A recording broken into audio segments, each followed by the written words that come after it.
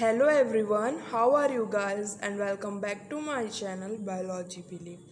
Today I am going to tell you about the how to write answer about the particular questions. ठीक है, आज हम एक questions का आंसर प्रैक्टिस करेंगे जिसमें आपको पता चलेगा कि आपको आंसर्स कैसे लिखते हैं. ठीक है, I know that many of you know about that topic but you should know the proper way to write answer. ठीक है, और देखो अगर प्रॉपर वे से राइट आंसर लिखना है तो उसके पहले आप लोग फ्लो चार्ट से बनाया करो. ठीक है, तो देखो जो फ्लो चार्ट्स या डायग्राम्स होते हैं अगर उसका आंसर आप लोग लिखोगे तो वो ज़्यादा फार बेटर होगा. ठीक है, तो देखो आंसर लिखने का तरीका क्या है इसमें का.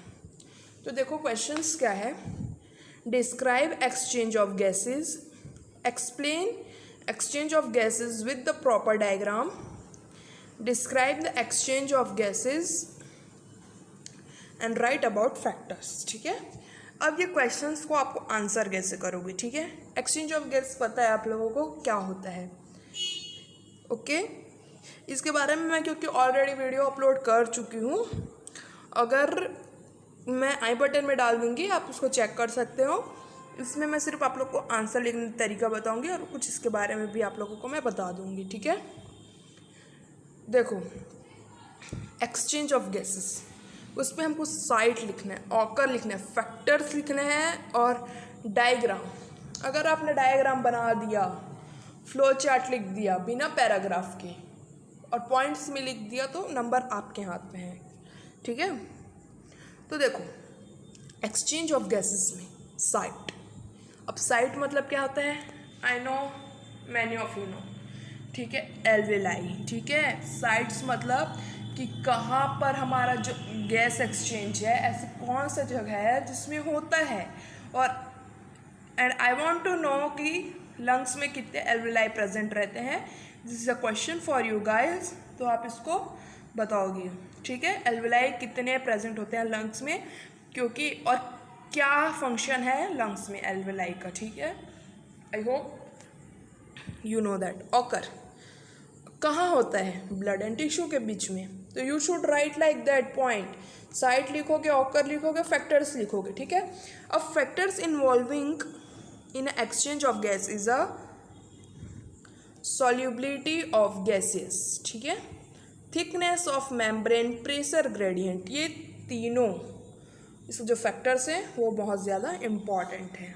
ठीक है, अब देखो मैंने ऑलरेडी डायग्राम के साथ और ये वैल्यू आपको तो याद होना, आपके टिप्स में होना चाहिए. ठीक है, क्योंकि ये ना you can easily solve that particular answer guys. ठीक है, ये आंसर को आप लोग इजी सॉल्व कर लोगे अगर ये आपका वैल्यू याद रहेगा.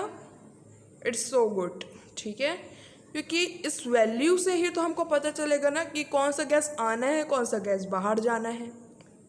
ठीक है, और देखो इसमें जैसे मैं ऑलरेडी आप लोगों को उस लेक्चर में बता दी थी, हायर टू लोअर. ठीक है, ये इम्पॉर्टेंट है, ये तो इम्पॉर्टेंट पॉइंट आपको पता होना ही चाहिए. अब मैं जो बता रही हूँ इसको आप लोग को पॉइंट में लिखना है विथ योर डायग्राम ऑल्सो. ठीक है, देखो इसमें जैसे कि एटमॉस्फेरिक एयर, अगर इसमें का वैल्यू 159 है और इसमें का 104 है तो क्या होगा, जो एटमॉस्फेरिक में ऑक्सीजन है वो आपके एल्वेलाई में आएगा और जो ये 40 है 45 है higher concentration to lower concentration. तो देखो ये आपका बाहर जाएगा. ऐसे ही होना है बस, इसमें और कुछ नहीं होना. ठीक है, अब देखो डीऑक्सीजनेटेड ब्लड, अब ये यहाँ आएगा आपका ऑक्सीजन और ये जाएगा ये ऐसा. ठीक है, अब हमारा ऑक्सीजनेटेड, अब देखो ब्लड में आया, हमारा ब्लड ऑक्सीजनेटेड हो गया, कितना हो गया 95, और जो कार्बन डाइऑक्साइड है वो कम होकर कितना हो गया 40. ठीक है, अब ब्लड में तो आ गया ऑक्सीजन. इम्पॉर्टेंट कहाँ है यूज़ होना, आपके टिश्यू में. तो ये आएगा टिश्यू में. ठीक है, ये ऐसे एक्सचेंज होगा. देन आफ्टर आपका जो डीऑक्सीजनेटेड ब्लड है फिर वो वापस जाके आपके एल्वेलाई में जाके फिर ये रिसाइकल होते जाएगा. I hope this is clear to you all. और इस डायग्राम को प्रॉपर आप लोगों को चार्ट में लिखना है। Don't write like a paragraph. मैं देखो बताती हूँ आप लोगों को, जैसे कि कैसे लिखोगे, पॉइंट उसके बाद एरो, फिर लिखोगे फिर एरो, ठीक है। ये एरो करते जाओगे ना, वो ज़्यादा बेटर होगा, ठीक है। और आप इसको डायग्राम में अगर अच्छे से एक्सप्लेन कर पाते हो तो वो ज़्यादा बेटर होगा। I hope this clear to you all. अब देखो, very important diagram, I make it very proper so you can understand very well, or you should also make it proper guys, all right। so देखो, diffusion membrane. अब diffusion membrane का जो factors हैं वो काफ़ी important होते हैं guys. Y, क्या क्या इसमें फैक्टर्स इन्वॉल्व होता है। पहला फैक्टर है, इसमें सरफेस एरिया ज़्यादा होना चाहिए। फर्स्ट पॉइंट, सरफेस एरिया आपके एल्वुलर कैविटी में ज़्यादा होना चाहिए। वाई, यहाँ से ऑक्सीजन और CO2 का बाहर आना जाना होता है, ठीक है। तो आप ऐसे प्रॉपर डायग्राम बनाओगे। अब उसके बाद ये जो मेम्ब्रेन्स प्रेजेंट होते हैं, ठीक है, बाहर में जो एपिथेलियम है ये काफ़ी थिन होना चाहिए। ये अगर पतला रहेगा तो जो आपका ऑक्सीजन है वो काफ़ी इजीली यहाँ आ पाएगा। और ये nothing but is your red blood cell, ठीक है।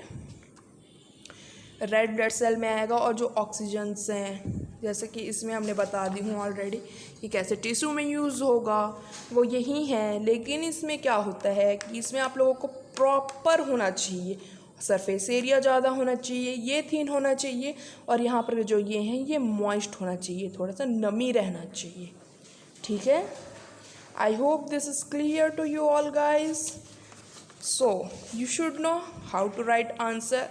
और गाइस देखो, अगर आप लोगों को याद रखना है तो देखो, अगर आप नोट्स बनाते हो ना कभी भी, तो आप नोट्स को कभी पैराग्राफ में मत बनाया करो। एक तो उसको डायग्राम से, जैसे मैं अभी बताई हूँ वैसा बना के ही आप लोग समझा करो, या फिर फ्लो चार्ट से, और विथ योर कलर पेन्स, ठीक है।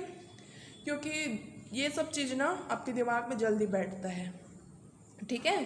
तो आई होप जितना मैं आप लोगों को बताई वो आप लोग के लिए हेल्पफुल होगा। So keep study, be happy and thanks for watching.